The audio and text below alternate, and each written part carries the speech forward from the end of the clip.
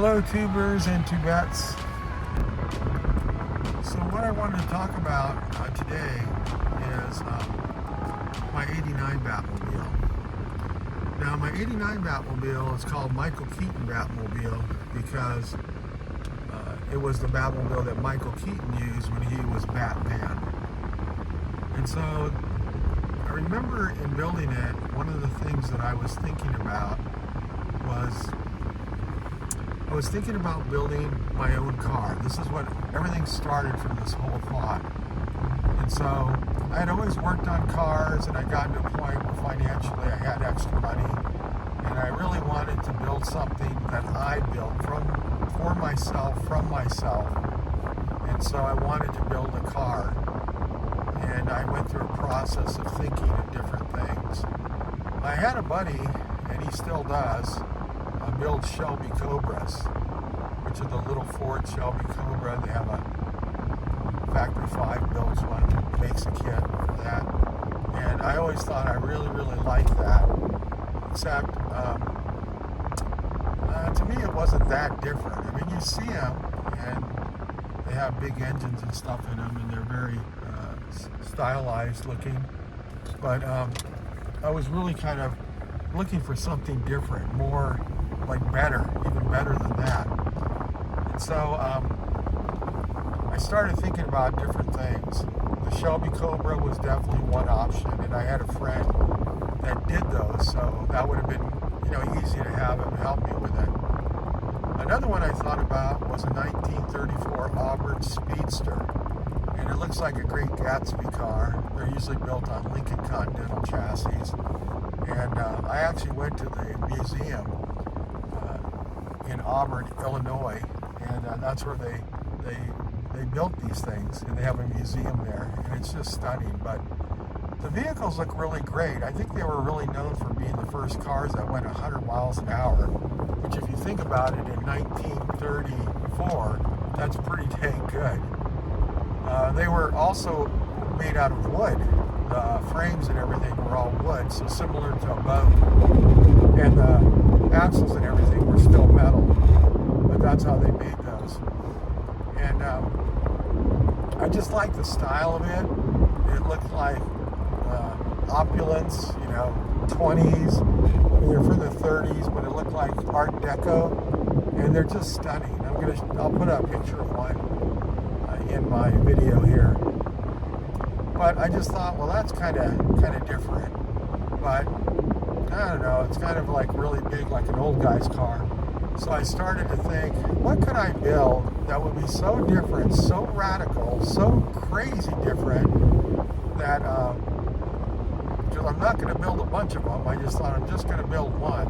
But what could I build that would be just so crazy? And I came across the idea of the 89 Batmobile. That was like my dream, like a dream car. It wasn't even like a possibility. But I remember watching it with Michael Keaton, and Jack Nicholson was in that movie. And when he went out to grab his car, it was sitting there. It wasn't in very much. I want to say like maybe 11 minutes of the whole movie, but it made such an impact because it was so dramatic looking, with the big wings on the back and the canopy front end. And so my initial one that I tried to do, I was just trying to figure out how to do this. I ended up getting a Fleetwood Cadillac car, and I bought it from this old guy. He said it had been completely restored, which I believe him. I'm sure he thought it was restored, but when I started cutting it up, I found a lot of rust where they really couldn't have got to it, without removing some body panels. But I remember this old guy, I didn't even tell him what I was going to do with it, because I'm taking everything off of it. And I stripped it completely down. And then body-wise, I was thinking, what could I use for a body? This is before AutoCAD and all that other stuff. So I said, what body kind of looks like it? Looks like it might fit. Maybe a 2000 Camaro. So I ended up finding either a 2000 or a 1999, I think. It was a Camaro.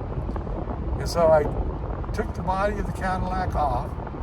I left the engine in there, and then I put the Camaro body on there, which, you know, it already had the long doors, T-tops on it, and we had it mounted down to that body. And then I'm progressing along, talking to fiberglass guys, trying to learn how to do fiberglass. You know, how's it done? At the time I was thinking mostly about hiring somebody to do it. And so as I'm looking around, went on different websites.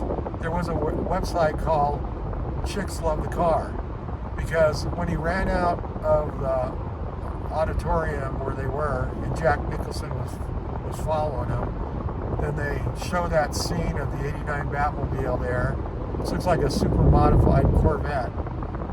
Then Batman, who was Michael Keaton, you know, uttered the words, "Chicks love the car." And so somehow I ended up getting onto that site, which is a site of other Batmobile enthusiasts. And it was good that I got on that site, because I was talking to a lot of my friends, personal friends, that are not into cars, or they're into cars where they don't have to do anything, they just buy them and they're all fixed. And a lot of them, you know, they were telling me, well, Dave, I really like you a lot, but you got to stop talking about Batmobiles. That's all you talk about. I was possessed, you know. I thought that's all I could think about. That's what I wanted to do once I made my mind to build an '89 Batmobile. And so got onto this website, Chicks Love the Car, started talking to other guys, and they're interested in Batmobiles. And it was just so nice, because we would be talking about the minutia of, you know, what kind of a shifter is that they have on the '89 Batmobile. It's a T-35 torpedo bomber, you know, throttle quadrant they call it. And so one of the stories I had about that was where do I find one of those? Well, there's a guy in Florida that has this surplus airplane stuff, and you can buy it from him. So, but whatever you do, don't tell him what you're using it for. I go, okay, so I called the guy up, and I ended up buying a couple of them from him. And I want to say they were like maybe $200 when I bought the first two. And by the time maybe 4 years went by and I wanted to buy another one, it was like $750, because he figured out what we were using them for. That was the shifter for the '89 Batmobile, and I still have one. You know, I put one in my Rumbler, and I have one in my '89, but I have an extra one. So just in case, you know, you ever need it. And so he found out what we were doing with them, so they became very, very expensive. And it even got to the point where they could start making replicas of it. But I didn't want a replica, I wanted the real one, you know, so that's what all mine are, real ones. So started looking around, mostly collecting parts, and then I started to put my car up on the blog site, which I'm going to have that video running right after here, so you'll be able to see the video of my original car that I was building, or at least pictures of it. And I had a lot of people telling me, man, that is cool as hell, you know, that is really nice. I can really see where you're going with it. You just got to add the wings and the hood, and it's going to be really cool.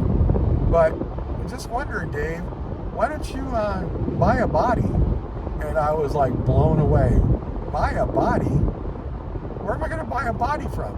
Oh, they sell them, you know, but they're like dark web, or, you know, they were like hidden. The people were hidden that were selling these things, because it was before the 20-year intellectual property patent expired. So they told me the guy that I would have to talk to. He was actually in LA, so it's about 6 hours from where I am. I drove down there. I got to meet with him, but as I went there, I noticed he had no numbers on his building on all four corners. It kind of took up a whole block. And then his name was Mark. And so then I went in and talked to him, and I wanted to buy a body. And I remember at the time he was telling me they're $12,000 or $15,000 for a body. And you pay him up front, and then you come back up and you pick up your body. And I was like, yeah, I'm not doing that. I mean, I'm dumb, but I'm not that dumb. I said, well, I'll pay you $12,500 for it, and I've got the cash right now to give you half of it. And I'll give you the other half when it's done. that's the only way I'll do it. And so I was playing a little hardball, but he agreed to it. And 2 weeks later, he did have a body. And I went back 2 weeks later, paid him money, drove it back home. It was crazy the amount of attention I had coming on the freeway, bringing it back home. And even to this day, I never got the rest of the parts that I needed. Thank God for Chick Stuff Site, because a lot of those people helped me get parts. And I ended up making a lot of the parts myself. I learned how to do fiberglass. So I want you to see that the video that I've had, it's been sitting there for a long time. It's private, and I'm going to attach it to the end of this video. And I hope you enjoy it, because I'm going to bring out more on my 89. And I hope you like it. Thank you much, and have a great day.